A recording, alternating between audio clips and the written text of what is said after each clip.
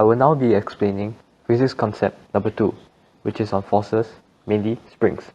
This topic focuses mainly on Hooke's law, which states that the displacement from equilibrium point of a spring x is directly proportional to the restoring force F if the limit of the proportionality is not exceeded. This translates to the equation F equals to negative kx, where F is the restoring force of the spring. K is the spring/force constant, which must be positive, and x is the extension of the spring. So springs in parallel and series. Springs in series. Each spring experiences the weight of the mass m and are extended by the same amount.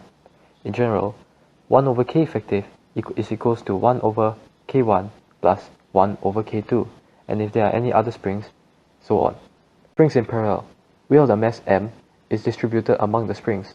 In general, k effective is equals to k1 plus k2, and so on if there are any other springs. Now moving on to case study.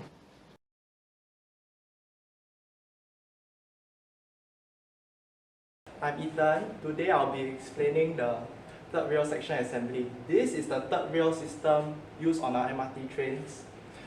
All our MRT trains on the north, south, east, west and the circle line use this third rail system to draw power from the third rail.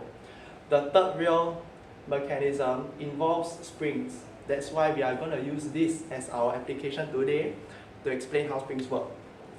So on all the MRT trains, on those lines, they have this thing called a collector shoe. Over here, we draw a very simplified diagram of the entire setup.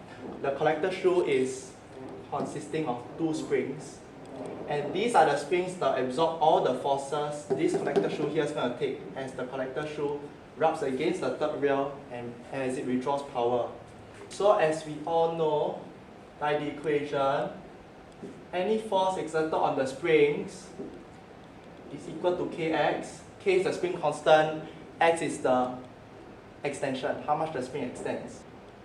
In 2011, MRT disruption occurred because these support cloths here which support the third rail, they broke. So the third rail sagged to down here. Now because the third rail sagged, more force was exerted on the springs. That's why the collector shoe back then all snap and twist. That's what SMRT has invented here is the third rail sag monitoring system. It uses the F equals to kx formula to help engineers monitor third rail condition better. So in the third rail collector shoe on the trains, SMRT installed this sensor which actually records the amount of extension the springs undergo when they rub the third rail. So in case for any point of track, the support cloths break off, the third rail will sag. When the third rail sags, won't you agree that there will be a greater force exerted on the collector shoe downwards? That will mean the springs will extend more. So won't that mean the spring extension will increase? That's when the sensor transmits data to the computer, because the computer always monitors the graph of extension changes. So that's when any third rail anomalies occur with higher extension, SMS will be sent to engineer to fix the problem.